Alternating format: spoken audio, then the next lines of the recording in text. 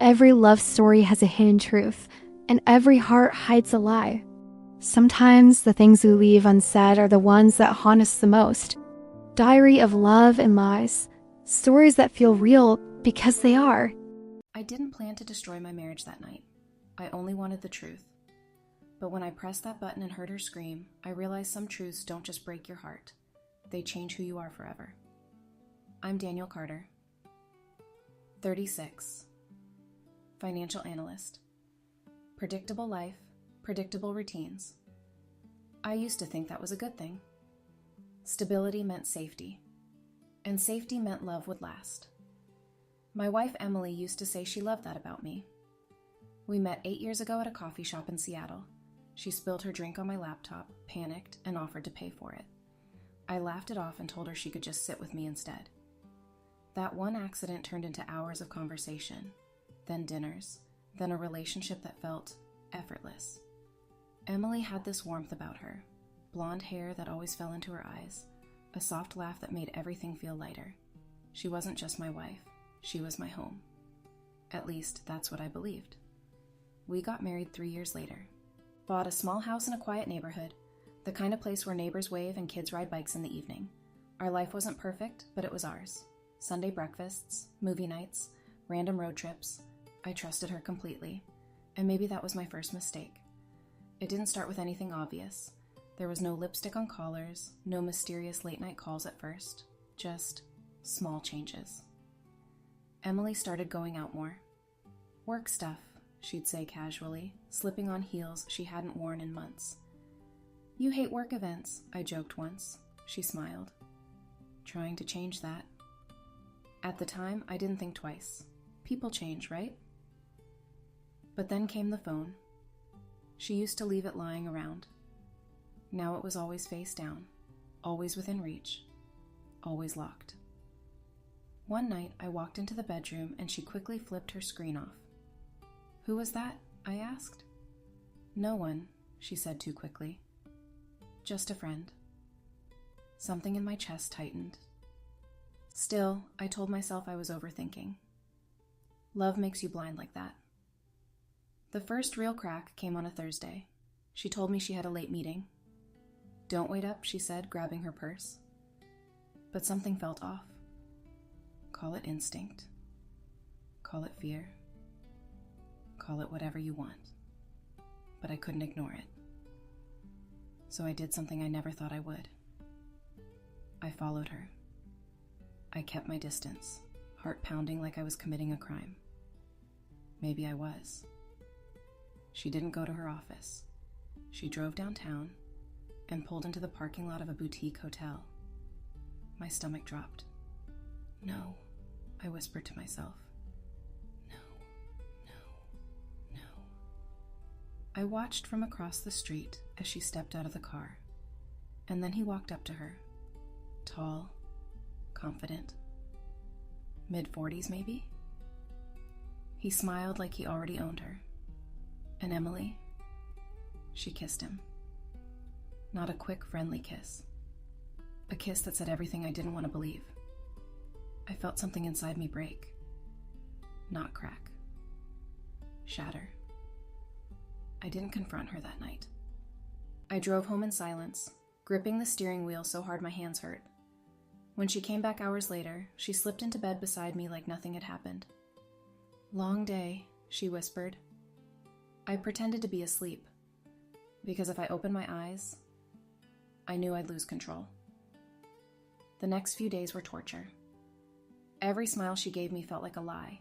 Every touch felt fake. I started noticing everything. The way she laughed at her phone, the sudden gym sessions, the new perfume. She wasn't just cheating. She was living a double life, and I was the fool funding it. I needed proof, not for her, for me. Because a part of me still hoped maybe I was wrong. So I started watching. Tracking patterns. Learning her routine like a stranger studying someone else's life. That's when I discovered something worse. She wasn't just meeting him at hotels, she was planning to bring him home. Our home. Our bed.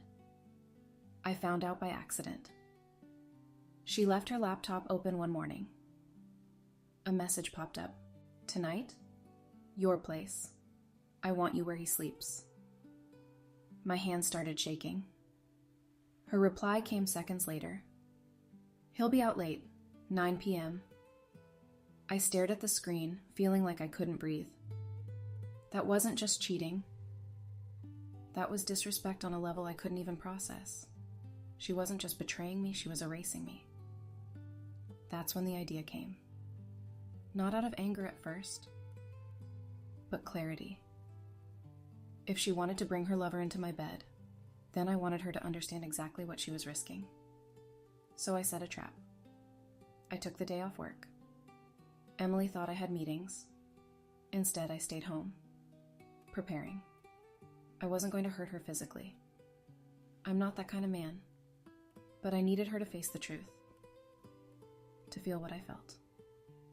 So I installed a small device under the bed frame, a motion-activated audio system connected to my phone. Simple, but powerful. I recorded everything. My voice, my pain, my truth.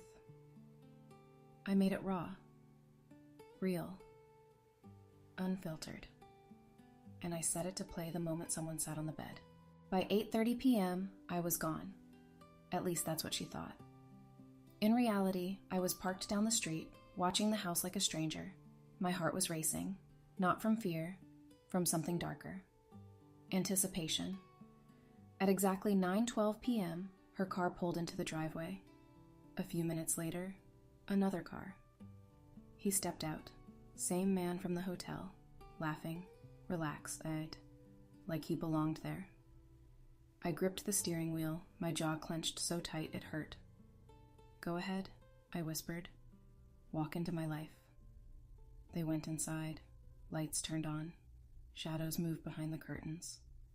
Every second felt like an hour. And then, my phone vibrated. The system activated. At first there was silence, then footsteps, then the soft creak of the bed, and then my voice filled the room. "Emily, if you're hearing this, it means you brought him here." There was a sudden pause, a confused laugh from the man. "What the hell is that?" Then my voice again. "I trusted you. I built a life with you." "And this is how you repay me?" I could hear her breathing change. "Daniel?" she whispered. "Yes," my recorded voice continued. "It's me, the man you lied to, the man you replaced." The man muttered, "What is going on?" And then I said the line that broke everything. "I saw you.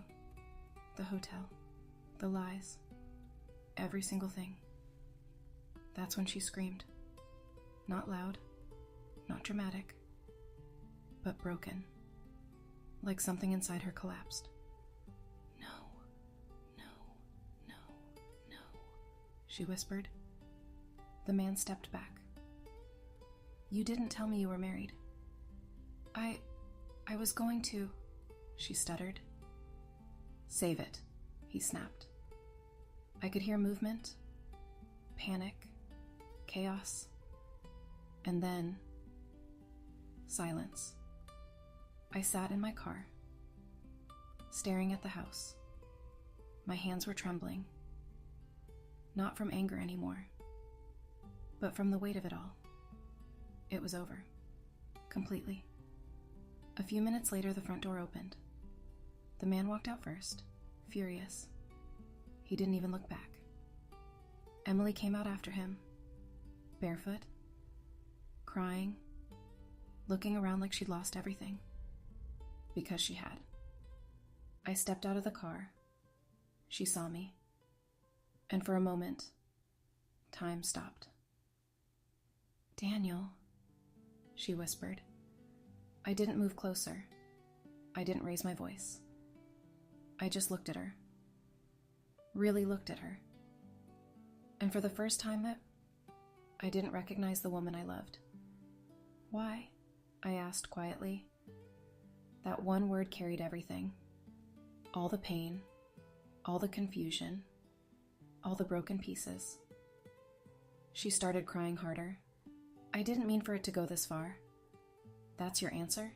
I said. You didn't mean to betray me? I felt lonely, she snapped suddenly. You were always working, always busy. I shook my head. So you replaced me? I made a mistake. No, I said firmly. A mistake is forgetting something. This was a choice. She collapsed onto the driveway, sobbing. I'm sorry.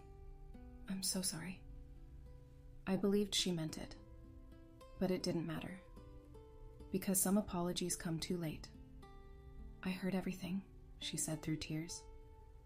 Your message? It broke me. I took a deep breath. Good, I said quietly, because now you know how I felt. I walked past her, into the house, our house. But it didn't feel like home anymore. That night, I packed a bag. Not because I was weak, but because I needed space, clarity, peace. As I walked out, she grabbed my arm. Please, don't leave. I looked at her hand, then back at her. You already left, I said softly. I'm just catching up. I drove away without looking back. It's been 6 months since that night.